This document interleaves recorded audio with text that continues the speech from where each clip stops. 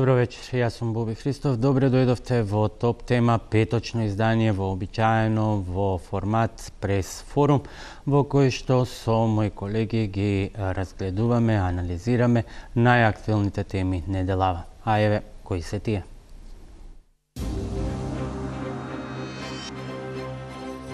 Конструирано прислушување за деконструкција на новинарството.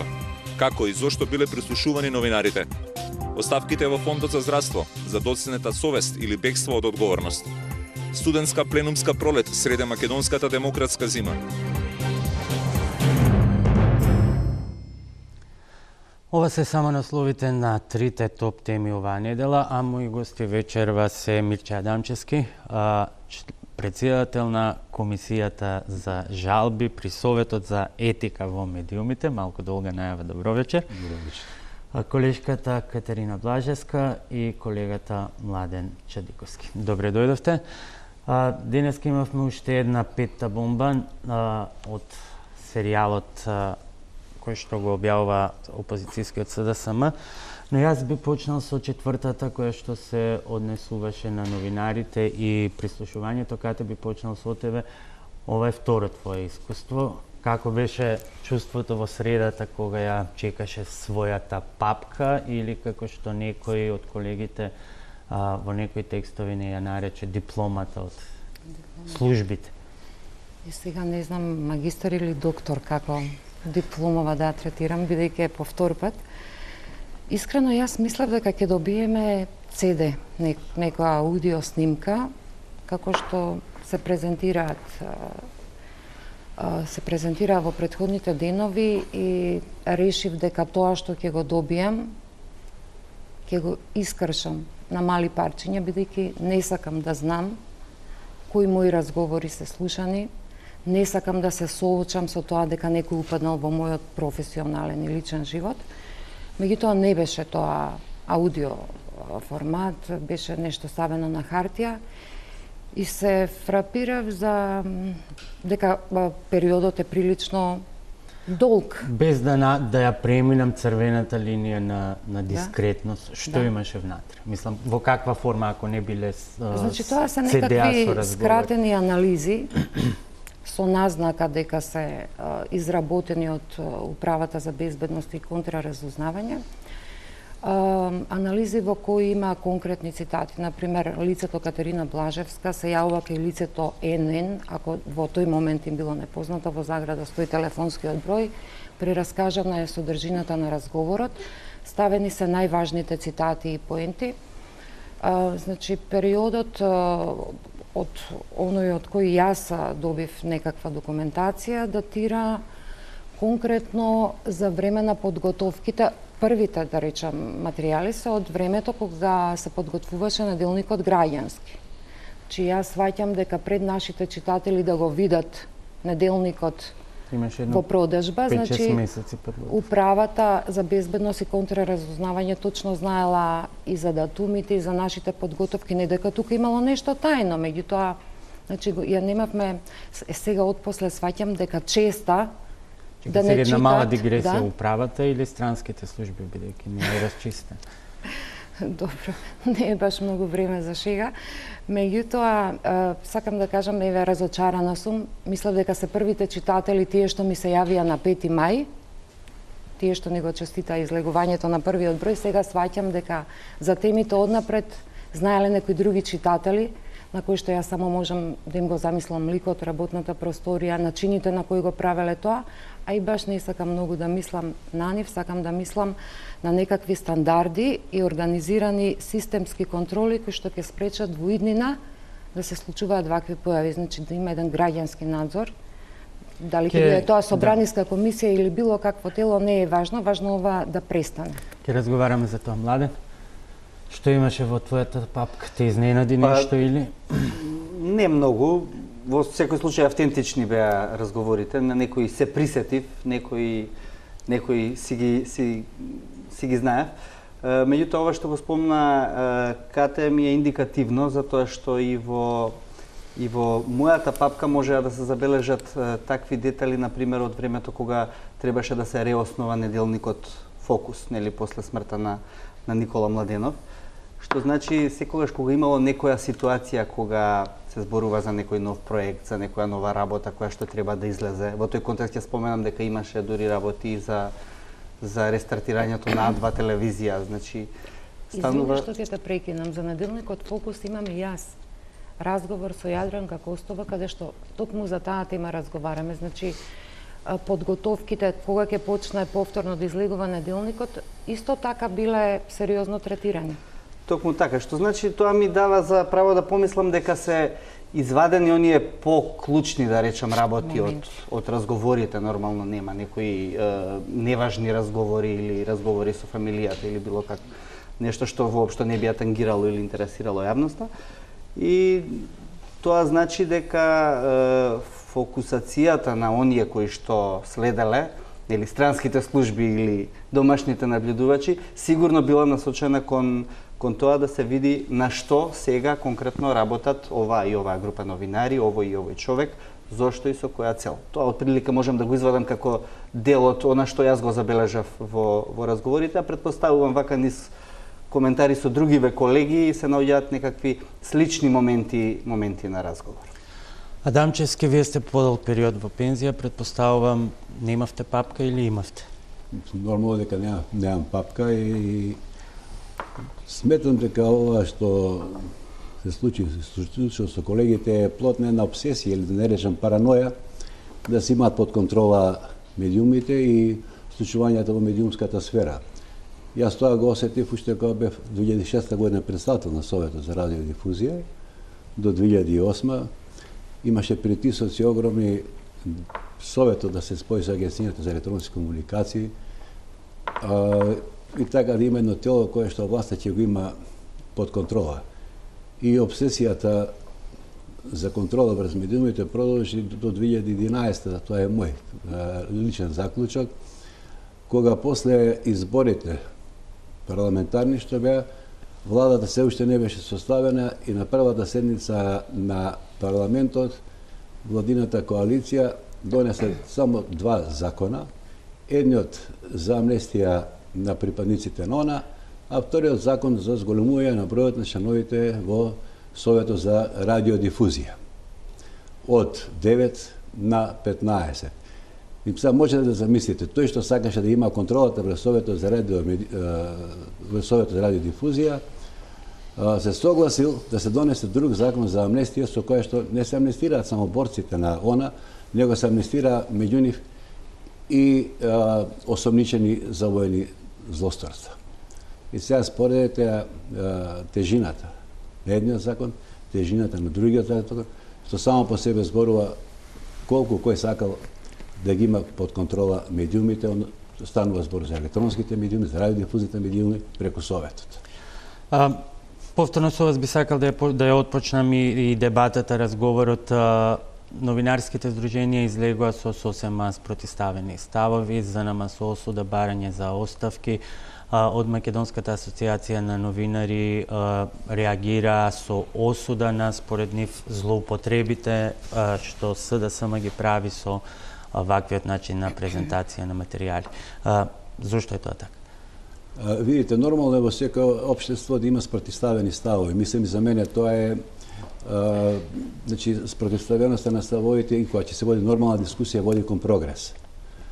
И едните излегуваат со еден став, другите со друг став.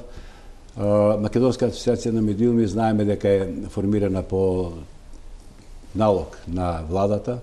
Таа беше како здружение постоеше, меѓутоа долго време беше замрена и како пандан. Не е тоа преостра оценка? Да се мола? Не е тоа преостра оценка?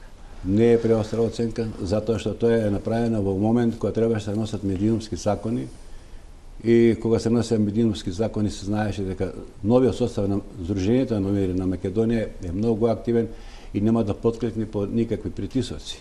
И многу работеше да се донесат што подобри македонски закони за медиуми.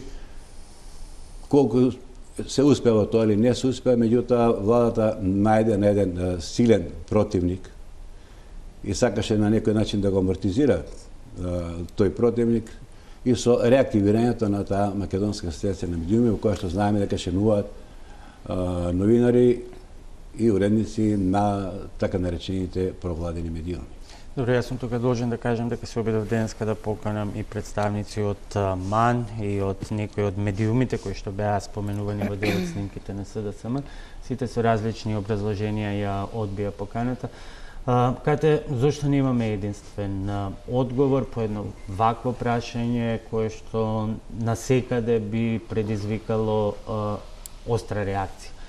Без оглед сега на дилемите, на тоа дали прислушкувале странците, како што тврди власта, или опозицијата во служба на странците, или безбедносните служби. Битно е дека е пробиено пробиени се прекршени многу прави.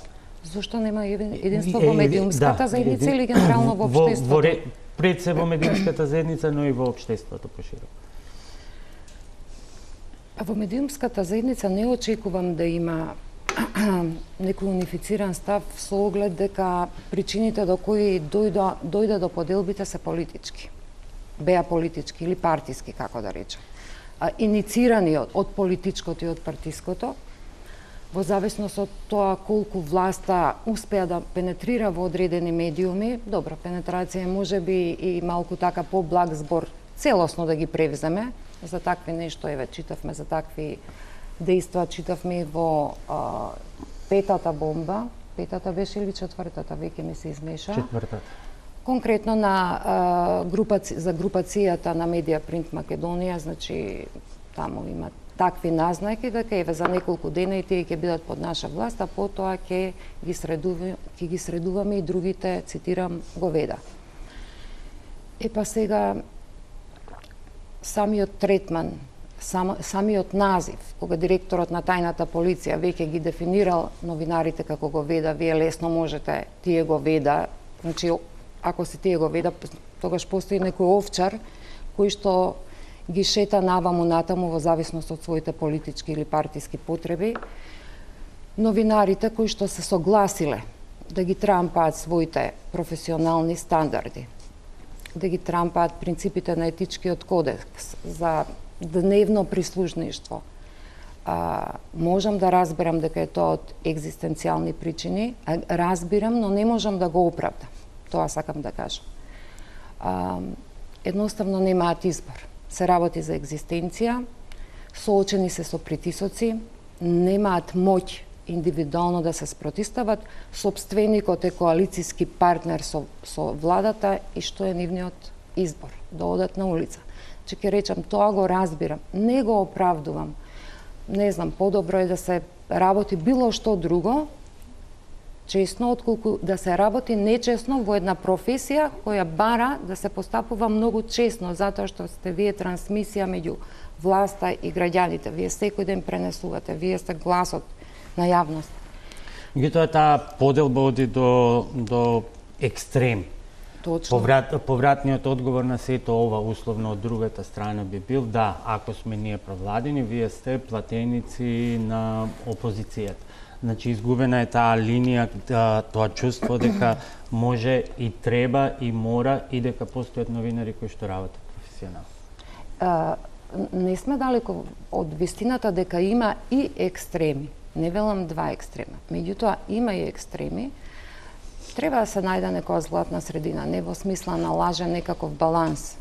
Меѓутоа, кога велам златна средина некоја професионална, сметам на средина во која што освен што ќе се почитуваат тие стандарди, многу ќе се внимава на односот кон колегите, во односот на говорот на омраза, што помалку да го има, односно да биде елиминиран, да се стави крај на тие етикетирања, бидејќи новинарите на некој начин, новинарството генерално во Македонија во овој момент е пресликана копија, карикатурална на она што се случува во политиката.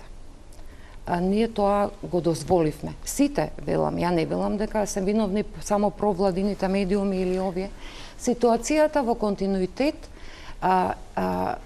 дојде до овој степен благодарение на разни новинарски кокетирања во одреден момент со одредени ситуации во кои што била жртвувана професијата. Тоа мора да се признае. Само сега, но изгледа има одредени моменти да, кога тоа ескалира. Младен? Која е твоја позиција? Па, многу едноставно. Новинарството генерално во Македонија, значи во еден огромен процент е претворено во класична пропаганда. Мислам, и на самите снимки, дури и луѓето кои што ги има на снимките, тоа си го признаваат и тоа си го кажуваат. Сите се свесни за таа ситуација. Свесни се и тие што ја работат таа пропаганда и тие што не ја работат таа пропаганда. Прашањето е како ние да се спротивставиме на тоа и како да дојдеме до една ситуација во која што ќе го вратиме новинарството барем некое време наназад во позиција во која што можевме да кажеме дека постои поидовна позиција да го развиваме кон подобро. Иначе во овој момент тоа ќе оди многу тешко. Со исклучок на една-две телевизии и еден-два печатени медиуми, на страна ги ставам порталите, кои што, да речеме, можат да се бидат во оваа група на објективни професионални новинари и медиуми.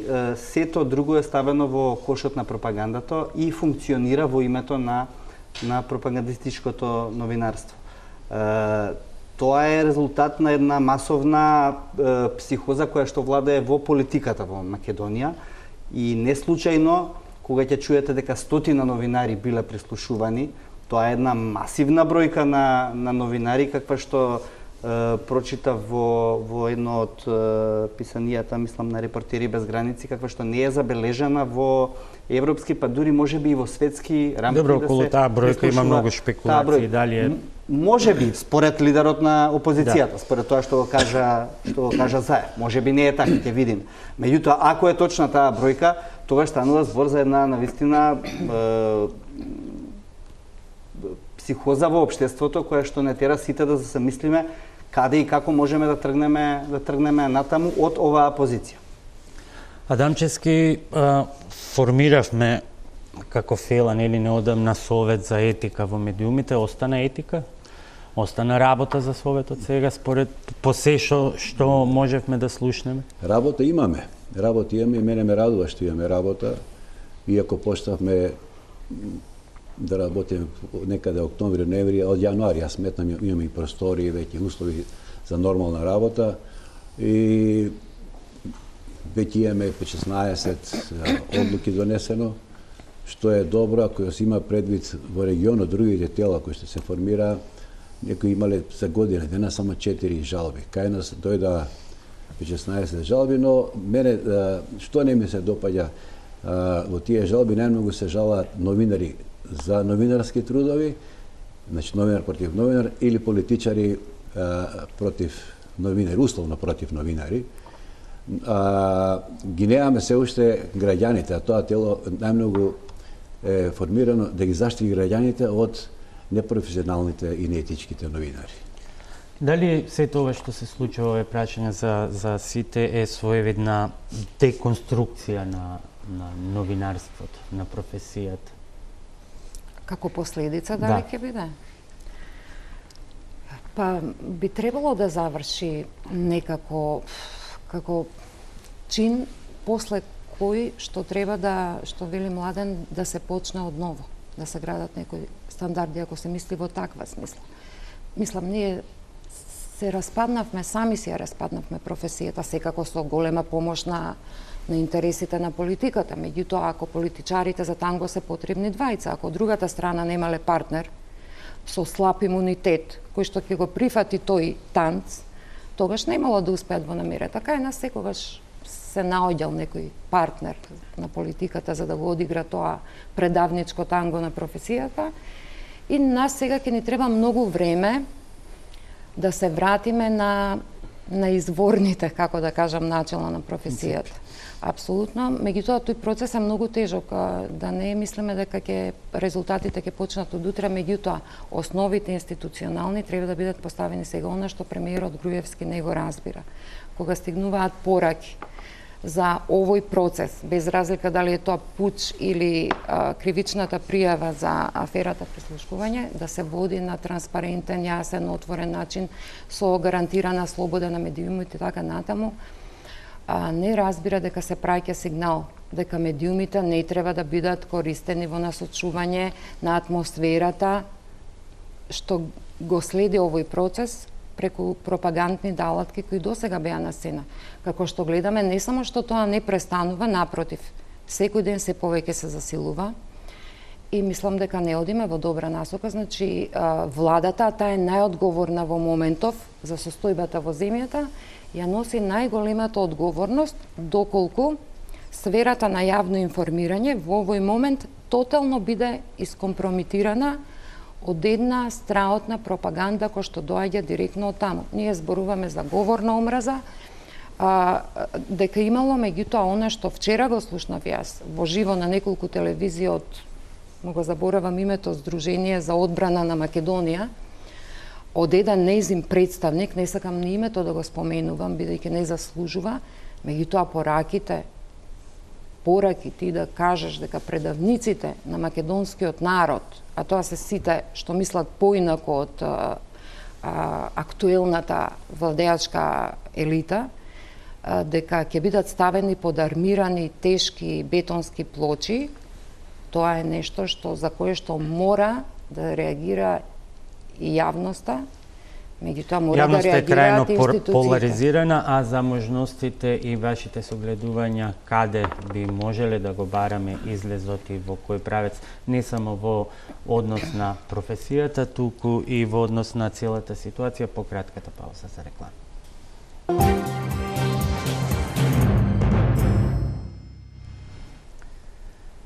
Добре дојдовте назад во Топ тема, петочен формат прес форум, вечерва со Катерина Блажевска, Младен Чадиковски и Мирче Аданчевски. Мирче, имавте нешто да... Околу деконструкцијата на медиумската сфера. Значи, деконструкцијата на медиумската сфера е најмала штета во она што се случува сега. Македонија се деконструира. Државата натаму да работи. Тоа е големата опасност. Ние денес видовме на презентацијата на овие што беа разговорите снимени. Човек треба, не знам со каква психа да би да наредува уривање на објекти. Не знам што инет ли е, болест ли е, параноја ли е, не знам што е тоа. Да се урива. Значи, се уриваат медиуми, се уриваат згради, во крајна линија се урива државата. И тука е опасноста. И ние треба тоа да гледаме, да не се урне државата, ако може да ја спасиме. Како гледате на денешната петта бомба? Она што го имавме повторно како реакција од... денеска имаше реакција од ВМРО ДПМН, премиерот го одмолча конкретните снимки, дека тоа се повторно конструирани материјали со кои СДСМ го продолжува своето службување во функција на странските служби. Добро, тоа е едно константно исто соопштение кое ја следи секоја бомба. Тука реториката не се менува, не се одстапува од подсетувањето дека Заев е четврто осомничениот за многу сериозно дело со сериозни обвинени и така натаму. Она што денеска го слушнав, до сега не сме слушнале ваков серијал, да речеме, со една особа меѓу премиерот и министерот за транспорт и врски конкретно. Мене ме исплаши примитивниот облик на комуникација меѓу луѓето за кои веројатно граѓаните има впечаток дека се држат до словото и до законите, бидејќи тоа е еден рефрен, почнувајќи од Министерката за внатрешни работи, во еден период секоја изјава и беше во стилот ние работиме во согласност со уставот и законите. Сега, веројатно во некоја фуснота, може би тие си знаеле, во согласност со партиски закони или партиски услов, ние сме живееле во некаква илузија дека е тоа со државните закони и со државниот устав. Разочарана сум од фактот, во еден од тие разговори прочитав дека еден багерист, така беше од прилика назначен, возач на машина, предпоставам дека е тоа некој багер, некоја огромна машина која што е мокна да ги руши тие бетонски столбови од објектот Космос, тој на денот на рушењето, работа за која веројатно требало да добие паричен надоместок, одбил да го прави тоа. Како човек ме трогна фактот дека еден граѓанин, кој што не е дел ни од законодавната, ни од извршната, ни од судската власт, покажа малку повеќе граѓанско чувство и малку поголема одговорност кон чинот на тоа што значи дека многу тешко е нешто да се гради, а многу лесно е нешто да се руши.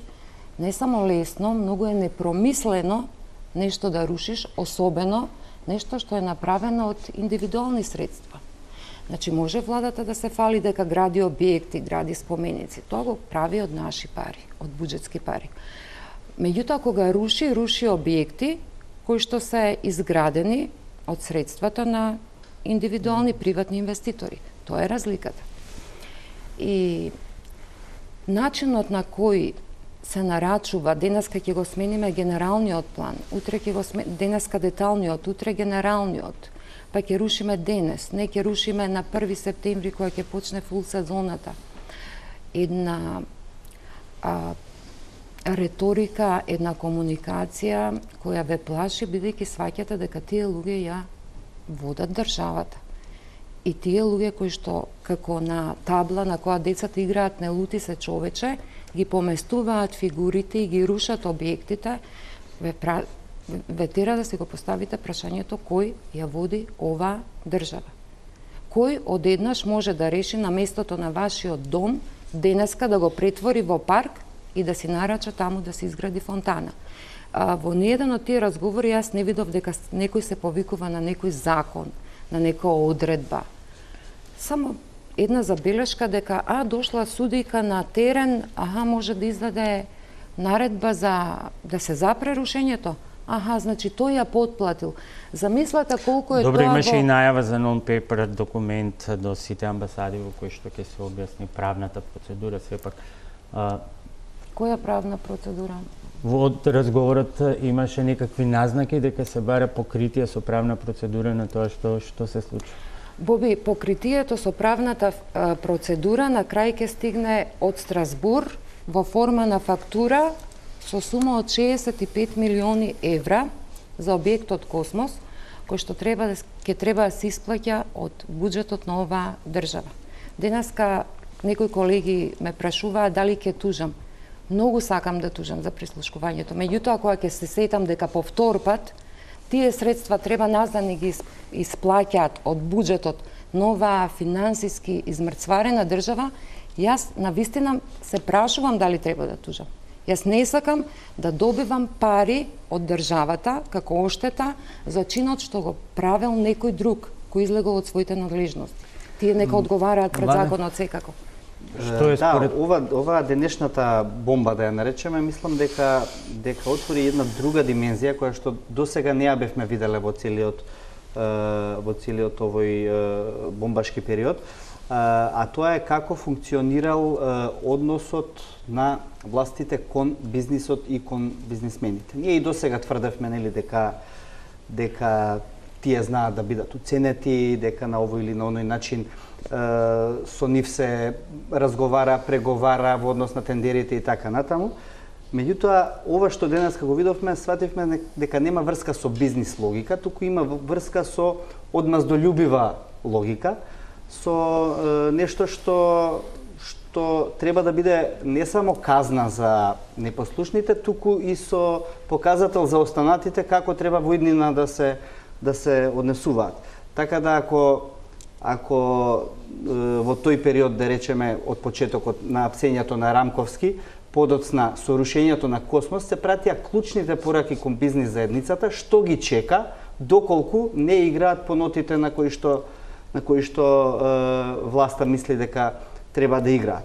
После една година после тоа, ние ги имавме сите големи бизнисмени од Великата Македонска 20 и 30 како му аплаудираат на премиерот во Александар Палас, кога тој им вети дека во рок од 3 месеци ќе им ги врати парите што им ги должи. Мислам, ве молам, за што зборуваме?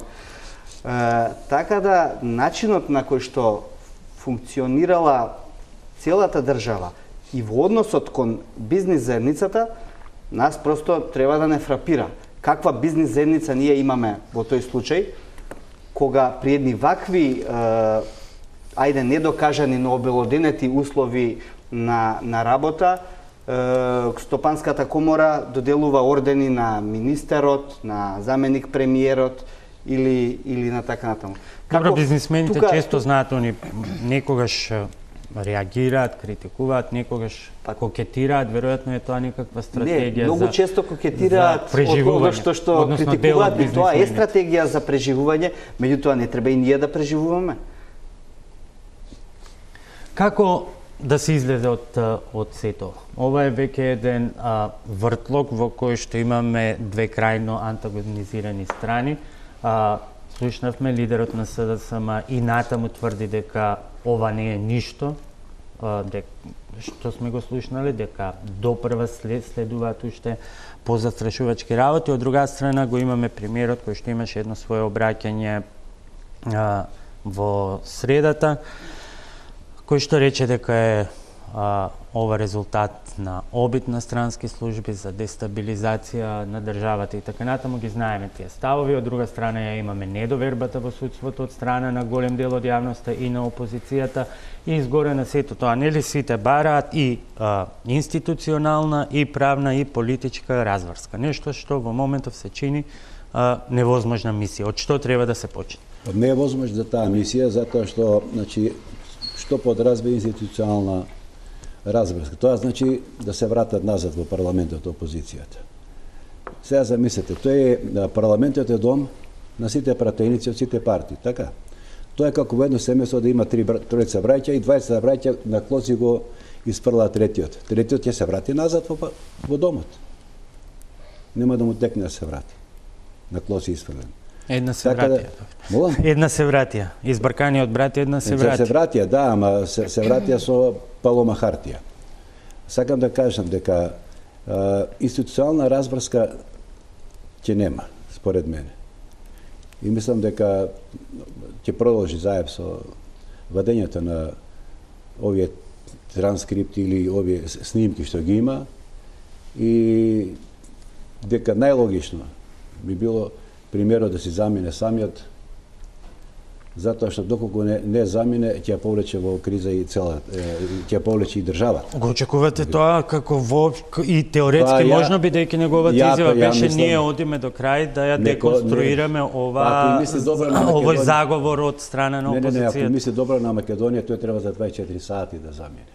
Затоа што продолжувањето со неговото однесување кој продолжи вака, тој во прашање ќе ја доведе државата. Кате Младен, од каде треба да се почне за да се дојде до некакво расчистување на работа? Јас имам малку поинакво мислење во случајов од Мирче. Значи, кога ќе речеме некој треба да замине, во овој момент мислам дека, иако, нели, сите сме револтирани, гневни, меѓутоа ситуацијата е премногу сериозна и дополнително би можело да се влоши ако не надвладее разумот, туку се создаде притисок некој да замине вака или онака. Што сакам да кажам? Мислам дека премиерот, без оглед колку сме ние фрапирани од овие содржини, и предпоставам дека голем број на луѓе сметаат дека тој веднаш би требало да замине, да напушти функцијата, како што тоа се случува во демократски држави. Не зборувам како ќе заврши истрагата, од каде биле набавувани, дали биле од странски служби или од домашни служби снимените материјали. Значи, не ми интересира кој јавил за пожарот, ми интересира кој го предизвикал пожарот. Значи, содржината на разговорите е фрапантна и таа, автентичноста до сега никој не ја оспори, таа ќе мора да предизвика некаква одговорност.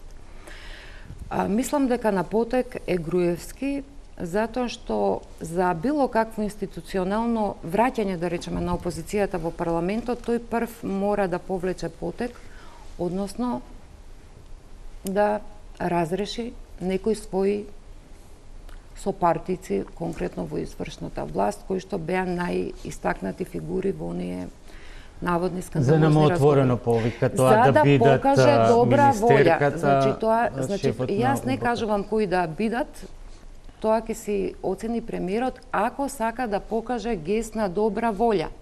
Значи, тоа не е она што јас не зборувам за држава во нормални услови. Значи, како би требало. Јас зборувам за наши услови, бидејќи нашава ситуација е специјална. Тоа може само да ја врати или да ја принуди опозицијата евентуално да размисли за враќање во собранието и да почне некаков политички диалог, да се разговара за сите оние теми кои што кај опозицијата зголемија недовербата во изборниот процес, а како што најави денеска Заев, тие имаат и конкретни докази за тоа. Значи, ако клучните точки ги знаат кои се, ако владата направи некаков потек во таа насока, можат да седнат на иста маса и да разговараат. Таа шанса Груевски ја пропушти во претходниот период, но никогаш не е доцна. Че не треба овде сега да се направи некоја кланица, не треба дополнително да се поларизира општеството, бидејќи она ќе е премногу поларизирано. Ако прашате многу луѓе ќе ви кажат веднаш. Но тоа се случува. И го имаме од една страна форуми, граѓански асоциации. Но замислете сите ако се поделат во два различни хора, едните против Заев, другите против Груевски, значи што ќе биде тоа? Граѓански, судирно, отворено, ладна проба за некоидна војна. Па ако има малку разум, никој не смее во овој момент да бара на таков драматичен начин да паднат некои глави, бидејќи во овој момент за менаџирање на целата ситуација, колку и да ви звучи ова абсурдно, е многу важен Груевски. Значи, од него зависи првиот потек. Понатаму ќе се води правна постапка за ова што се случува, иако јас лично не верувам, бидејќи човекот кој што не верувам во завршница која што би била професионално истуркана до крај, со оглед дека премиерот уште во почеток ќе искомпромитира со пресконференцијата во која се постави и во улога на Гордана Јанкуловска и како портпарол и како судија и како обвинител, а тој процес го заокружи со денешната изјава која ја слушнав на телевизиите дека Заев нема да биде апсен. Мене навистина ме интересира од каде Груевски знае дали или нема да биде уапсен Заев. Тоа веројатно може да го каже обвинителот врз основа на истрагата која што се уште трае, врз основа на доказите кои што се уште ќе се собираат. Тие најавија дека работат на случајот, дека има сериозни докази, МВР и обвинителството, можеби ќе биде проширено и на други лица. Значи, како може премиерот да знае дали Заев ќе биде уапсен или не? Со тоа се легитимираше како човек кој што и натаму го води тој процес. Затоа не верувам дека правната постапка ќе заврши на еден правен начин како што треба. Повеќе верувам дека ќе се оди кон политичко решение на оваа криза и за тоа се потребни сите, меѓутоа потребни сите во смисла на разумни соговорници и разумни. Инаку да не ме разберете погрешно. Груевски ќе ја плати секако цената на овие содржини кои ние денеска ги гледавме. Неговиот мандат. Да. Добро. Младен, па ќе се вратиме околу цената која би бил. Секако сметам дека власта е веќе делегитимирана. Значи, Заев мислам дека успеа да ги постигне ефектите, барем во голем дел од јавноста да ги постигне ефектите што првично има впечаток дека сакаше да ги постигне. Тоа е да го легитимира системот на владење на оваа влада, да го демитизира системот на владење на оваа влада, за кој што сите сметавме дека е некој многу силен, многу креативен, многу набилдан со големи умови. Сега, после се гледаме дека всушност станува збор за еден многу ранлив и многу кршлив систем, кој што во основа и не може да издржи многу долго. Особено некога е делегитимиран на овој начин на кој што е делегитимиран. Нели е отпорен системот, бидејќи првите најави на Заев беа кога ние ќе излеземе на првата пресконференција, ќе треба да се отидат за 3 дена. Поминаа месец дена, од друга страна тој и натаму тактизира и најавува ова не е ништо што сте слушнале, најзастрашувачкото следува допрва, што во дел од јавноста ја поставува и дилемата која е и стратегијата на опозицијата, има ли таа излезна Тоа што системот е делегитимиран не значи дека утре ќе падне од власт. Тоа апсолутно не значи, бидејќи полугите на власта се уште во рацете на тој на тој систем. Не верувам многу во политичко менаџирање на целата оваа ситуација. Познавајќи го и слушајќи го Груевски, кој што во основа, кога настапува многу искрено во делот на политичките пораки кои ги праќа. Тој и до сега немал политичка порака во која што зборувал дека ќе го реши името, а не го решил, или нема да го реши, а го решил. Така да и сега, тој многу децидно и јасно кажа дека нема да има техничка влада и нема да има предвремени избори. И јас му верувам. Така да мислам дека и обратно секоја стратегија на опозицијата почнува со тоа. Некаков договор за техничка експертска влада, па враќање во собранието, па некаква дури можеби и подпомогната однадвор правна експертиза и натаму и кругот е затворен. Јас ќе повторам уште еднаш. Значи, со вадењето на овие документи што ги вадат и прислушање на разговор на Заев, се повеќе и повеќе доаѓа во прашање државата.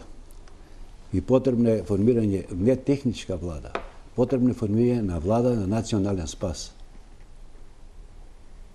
Но тоа повторно мора преку разговори да се реализира. Како ќе се реализира? Се реализира, се поднесува човекот оставка и се седнува... Која ќе биде таа точка на топење која што ќе доведе до тоа? Ќе доведе, веројатно Заев ќе извади уште нешто, веројатно ќе извади Заев уште нешто. Меѓутоа, тоа што ќе ги извади уште нешто, не знаеме што ќе биде, меѓутоа може уште повеќе да ја влоши ситуацијата во државата.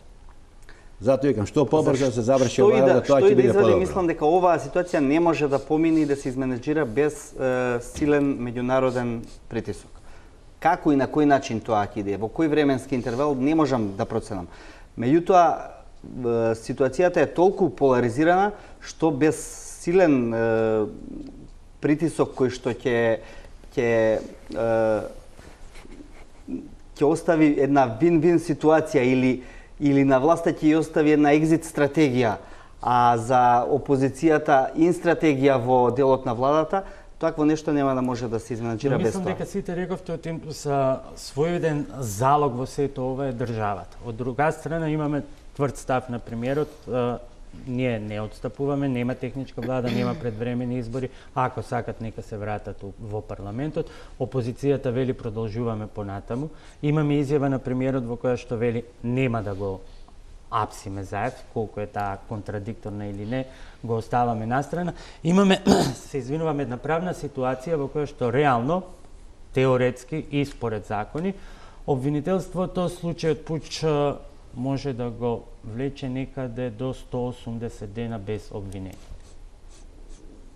Што правиме ние во тој меѓупростор? Ке чекаме постојано најави за нови бомби, нови пресконференции, од друга страна може би уште една, две, три вакви пресконференции на премиерот со кој што тој ќе зајакнува својата стратегија, а во меѓувреме во залог се сите. Премиерот може да се обидува да зајакнува својата стратегија, меѓутоа неговите настапи веќе не се оние настапи на Груевски од неговите почетоци во 2006 година. Премиерот е принуден тоа да го прави за да се спаси себе си, да го спаси се уште имиджот на владата. Токму неговата непопустливост, неговата ароганција во сите овие години да се нема слух за јавноста, за опозицијата, за нивните барања, доведоа до оваа ситуација. Ова е точка на која што Груевски ќе мора да реши. Дали таа негова суета во однесувањето, подценувањето постојано на опозицијата, прашањето што е тоа демократија, ние само работиме, градиме, оставајки перцепција пред јавноста дека само опозицијата и некои лузери таму се интересираат за процеси на демократија, дека тоа не е нешто што е видливо, што се мачка на лепи така натаму, таа задоцната лекција ќе мора премиерот Груевски сега како прваче да седне и сериозно да си ја научи. Значи, ако немате слух за потребите на општеството, а имате слух преку апаратура да злоупотребувате да го користите големото уво за да ги контролирате Говорот сите. од средата не дава таква надеж. Мислите дека ќе се случува нешто во иднина што може тоа да го смени? Или дека ќе дојде Јас само се чуварот надевам, од надвор и ќе ги избрка? Значи може би е наивно ова што го мислам, дека Груевски ќе се преиспита и макар за момент, не заради него, не заради неговите министри, туку пред се заради Македонија, бидејќи постојано го се колне во иднината на земјата, дека ќе се врати на своето однесување во неговите почетоци, некаде околу 2006 година, кога ние имавме еден друг Груевски, да бидеме искрени. Значи, овој Груевски денес и тој Груевски од 2006 година се многу различни приказни. До 2009 година Груевски беше премиер кој навистина повеќе внимание посветуваше на економските прашања, економските интереси на земјата. Не се занимаваше со, како што тој во неколку наврати кажуваше, со идеологија, историја и така натаму, за одеднаш од 2009 година да се посвети токму на такви политики кои што произведуваат етнонационализми, поделби во општеството, враќање кон историјата, одбележување на таа историја преку овие споменични култури и еден Груевски од 2011 до 2015 година кој што е самиот жртва на власта или на перцепција со ограничена моќ. Утопија, мислам ова што го збориш, бидејќи тој Груевски тогаш завршил. Сега е на сцена друг Груевски. Тој пред неполни 2 недели затвори 3 до 4 потенцијални фронтови, значи во високото образование, ама јасно не е тоа, на сите во средното образование, дека прагматични причини за својата кожа да ја спаси, јасно. Да. И не само за да ја спаси кожа, туку за да се насочи кон единствениот фронт, најголем кој што го чека во идниот период, а тоа е фронт со Заев и со опозицијата во делот на... Заев ќе биде најмалиот фронт. Ако денеска лидерот на СДСМ потврди дека досега од она што го имаат видено се прислушкувани најмалку 6 амбасадори, како што цитирам рече, на највлијателни земји. Значи најмалиот фронт на Груевски ќе му биде Заев. Че тој ќе биде ставен во толку непријатна ситуација на меѓународен план, што јас мислам дека сакал не сакал ќе мора да седне, да го стави прстот на чело, да размисли. Не зборуваме дека тој нема да поднесе голема одговорност за сето ова што се случува сега. Ќе мора. Меѓутоа, во овој момент, тоа е тој што ќе мора да седне и да почне да разговара за суштинските проблеми. Бидејќи Македонија веќе премногу се искомпрометира и до овој ден до кој сме, а понатаму не знаеме уште што ќе биде заокружиме оваа тема. Работата сами треба да се завршиме. Да не чекаме меѓународната заедница. Таа се прави и претходно. Па зошто до сега не ја завршивме сама? Треба да се ја завршиме сами работа, да седиме. Имаш невладини организации, имаш народ. Која македонска криза до сега била решена со внатрешни нема потенцијали? се повлече Груевски. И не е Груевски ова ти што викаш 2008, 2009 друг, па сега трет. Вратете се назад како министер за финансии, отворете Вест тие години. За една година Министерството за финансии 21 милион марки има потрошено за реклама. Добро. PR мен. Не е премиер, PR мен. Јас сакам малку да ги гледам работите не црно-бело, ќе повторам. Иначе економијата и во услови на тоталитарни режими по економијата одела. Земете го чудото чилијанско кога беше Пиноче. Се учи во теоријата. Не сакам да не бидам погрешно сватена, не сум ничи адвокат. Меѓутоа сакам да потенцирам добри периоди, лоши периоди, не биле сите идентични, не биле сите периоди искористени за некаква злоупотреба на власта. Значи, филмот, кога гледаме како политиката ги расипува луѓето, кај Груевски тоа е евидентно. Значи, од 2006 година до 2009 тоа е по некоја нагорна линија. Потоа почнува, може би не било видливо за јавноста, меѓутоа сега е веќе евидентно. И нешто морам да напоменам. Значи, ако тоа имаше автентични приврзаници, од 2006 до 2009, од 2009 подоцна, сите се тие обезбедени и мобилизирани по принцип на репресија, на притисок, по принцип на вработување, студентски стипендии, субвенции и така натаму. Значи, меѓутоа периодите мора точно да ги анализираме. Не може се да биде црно-бело дека еден премиер немал никакви резултати. Сега тоа што излегува како приказната за кравата со котлето, тоа е епилогот за жал на крај. Меѓутоа затоа велам, може би тезата на Адамчевски е, ако ве сватив, улицата, меѓутоа во една демократска држава веројатно треба улицата не во смисла немери него протести како што беа студентите. Такви протести демократски. На улица со демократски протести без и на тој сила, начин да се изврши притиск. Кате добро еден ден ќе се вика уа и после ќе се вратат луѓето дома. Може би подолго да се вика уа. Ќе парафразирам еден дел од твоја колумна, велиш тоа што и треба на Македонија и тоа што се случува е толку спротивно што не може да се бајпасира со неколку неискрени оставки жртвувани пред олтарот на лажната одговорност. Потребна е целосна реконструкција. Што значи тоа? Сосема кратко за да преминеме и на другите теми. Значи тоа што и претходно го кажав. Мора премиерот во овој момент да покаже чувство за сензитивноста и за димензиите на кризата. Да повлече потек, да смени неколку од клучните овие веќе искомпрометирани, да речам, членови на неговиот кабинет и да отвори пат за разговори со опозицијата. Во кои што сите овие теми за кои опозицијата бара техничка влада ќе седнат и почнат, тие не се теми што се решаваат преку ноќ. Потоа доаѓа на ред одговорност. Тоа е целосна реконструкција, ама како? Јас сметам дека тоа во моментов не е можно, дека ситуацијата политички ќе се заострува во наредните месец-два, за треба да стигне до точка на вриење, за да видиме тогаш каде сме и што сме, за да знаеме дали ова што говори Кате е можно или не. Јас искрено не верувам во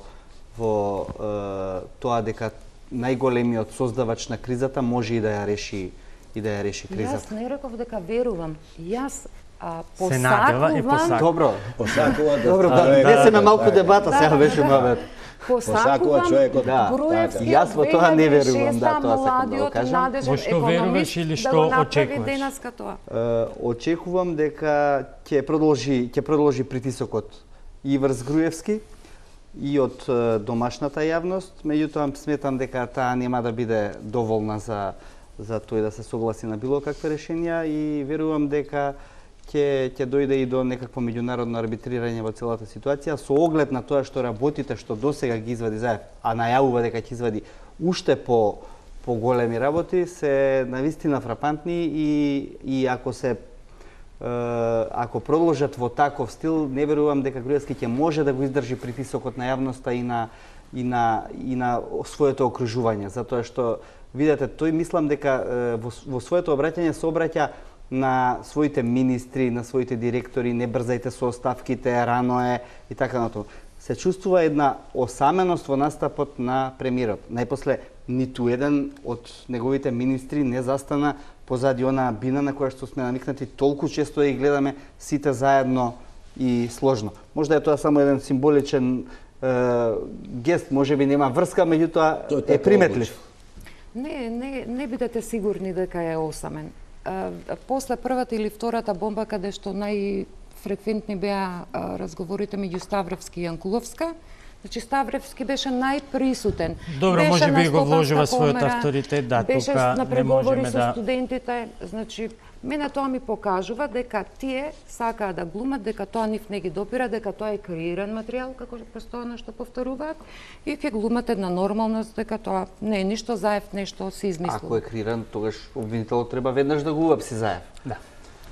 Одиме со уште една пауза за реклами и во завршницата со двете преостанати теми.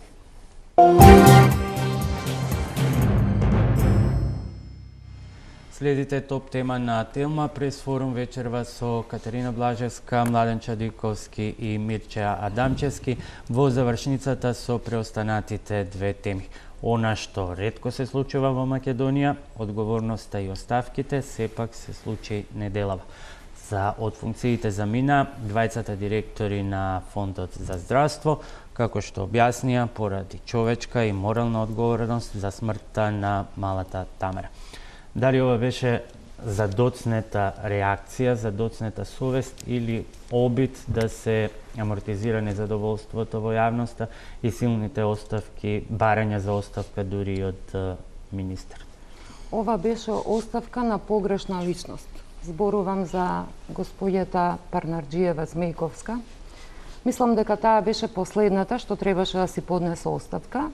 Значи, оној што требаше да си поднесе оставка е министерот за здравство, бидејќи тој најдиректно е одговорен за сето тоа со оглед на многуте искази дека од повисока инстанца стигнала наредбата, односно одлуката како треба да заврши случајот на Тамара. Единствениот човек кој што не даде оставка требаше да ја даде е Тодоров. Јас пак ќе речам, се согласувам со многуте мислења дека Парнарџиева е еден од ретките квалитетни кадри кои што му требаат на фондот.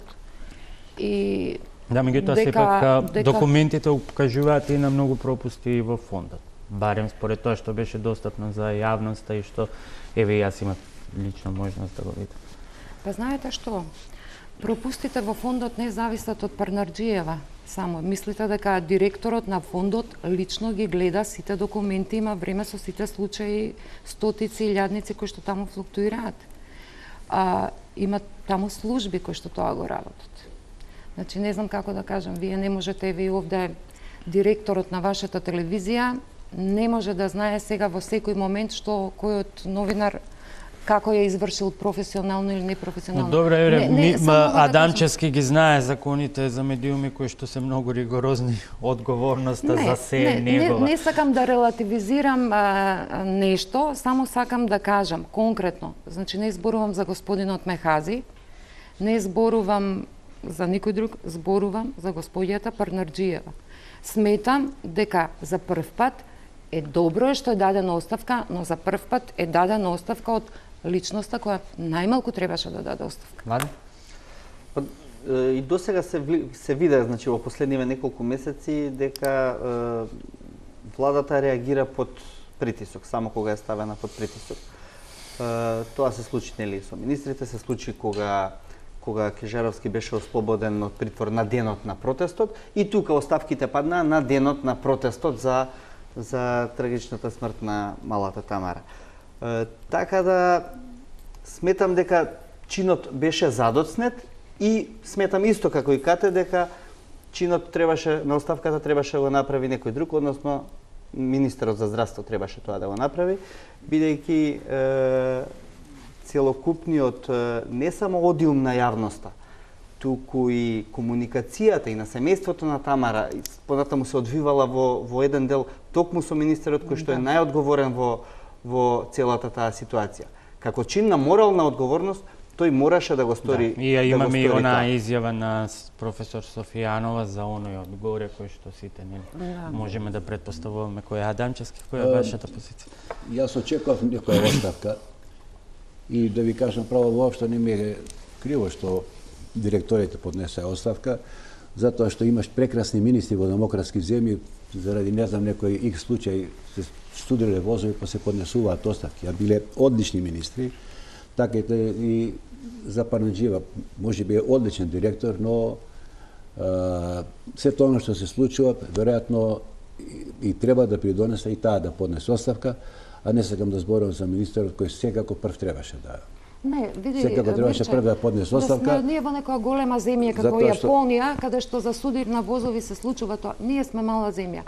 Способни, обучени кадри се бројат на прсти. Од тој аспект сакам да кажам. Види, кадрите се најскапи инвестиција, кадрите се најскапи инвестиција, знаеме, а ние во здравството гледате каде од инвестициите во опрема. И сега немаме кадри во здравството. Кадрите се во странство. Би имало кадар во здравството, веројатно девојчето ќе го направиле операција во Скопје. Така. Тие чекаа кадри да дојдат од Турција, да дојдат од оваму, да таму, и место да се инвестира во кадри, сега слушаме веќе праќале, ваму ќе праќале, ама не ги праќа таму, тој оди 3 месеци и ни еден странски институт каже што не им да слушам дека не им даваат да работат. А чим нема ти да работиш, не може да научиш. Младен пред малку спомена дека владата во овој период станува чувствителна на сите притисоци. Каде од тука како тука го гледате успехот на студентскиот пленум или студентската пленумска пролет која што се случи среде, за жал, македонска демократска поларна зима? Па тој е единствениот, се чини стратум во општеството, кој што владата не може да го оценува. Значи не може да ги оценува со било што. Тие се млади, неизвалкани, знаат што сакаат. Сакаат да си ги остварат барањата. До сега имавме строго контролирани и од оваа влада и од претходните влади, така наречени студентски парламент или како, постојано им се менува името, да. Меѓутоа, тука се појавија едни храбри девојки и момци кои што покажаа храброст, истреност, разум, стратегија, покажаа дека од нив и дури многу политичари има што да учат. Апсолутно, јас мислам дека родителите на тие деца треба да бидат исклучително горди. Апсолутно. Значи, тие покажаа како не можат да бидат излажани. Се обиде премиерот многу перфидно во 5 до 12 да ги придобие, да ги пренесе жедни преку вода. Не подклекна на ниедно од тие прозирни, да речам, методи, издржаа до крај и сега автономијата си продолжува да се брани со истите средства. Ми се допадна што го прекина бојкотот на наставата, докажаа дека не се бунтовници без причина, напротив, заинтересирани се да продолжи наставата, но заинтересирани се будно да следат и да учествуваат во тоа што ќе се донесе. Така да било какво мрдање лево-десно од страна на представниците на МОН, тие апсолутно ќе го казнат и тогаш веќе ќе биде целосно изгубена довербата доколку владата се обиде да ги манипулира во иднина. Младе? Па, немам што да додавам многу. Секоја чест тие успеа во една микросредина да покажат како треба да се владее. Значи, тие покажа едно многу добро владење. Тоа што ние го немаме во Македонија, нели во нашето макрообкружување. Тие покажаа во својата автономна земна зона како можат да водат една држава во мал. Значи, само би посакале да имаме повеќе такви автономни зони од едни такви луѓе за да бидеме задоволни со политиките кои што се ги чувствуваме директно сите ние како граѓани врз нашиот грб. Секоја чест. Дамчевски, која пораката од пленумците? Па, за мене пленумците се свеж ветер, не произведат гледачите во засмрдената соба Македонија. И мислам дека тој свеж ветер ќе продолжи понатаму да дува и да го разнесува оној смрдеж од гнилежот кој што е во нашата држава. И можеби ќе треба да прерасне во бура понатаму. Но едно сакам да кажам, дека да не дозволат младите, затоа што младите и тие луѓе го палат факелот на промените, но потоа, кои ќе ги направат промените, доаѓаат други луѓе и тие ќе бидат истиснати на маргините. Сакам да им порачам да не дозволат да изгорат во тој факел. Завршуваме со едно кратко прашање за сите тројца. Почнувам од вас. Разговаравме за 3 настани. Победа и пораз на неделата или победник и губитник во овие 3 настани? Не сакам да зборувам за победници. Губитник е Македонија. Губитник е Македонија. Победници нема. Младе? Па, победа или пораз на неделата во некој од овие 3 настани или победник или губитник? Па, секако студентскиот пленум е еден голем победник на неделата, да не речам дека тој е победник на цела една година во која што се носеа разноразни закони кои што требаше да им го намалат нивното влијание студентското. Губитник пораз? Губитник пораз сите губиме, но очигледно тоа е со една цел да добиеме во иднина една подобра Македонија. Не ваква каква што е денеска. Кате? Студентите апсолутни победници. Ние, средната генерација, нивните родители, нивните дедовци, сите заедно со нашите политички елити во моментов апсолутни губитници доколку не надвладее разумот. Ви благодарам на сите што бевте вечерва со топ тема. Почитувани, топ тема на Телма продолжува во понеделник во истиот термин 20:15 часот. Останете и натаму со нашите останати програмски содржини.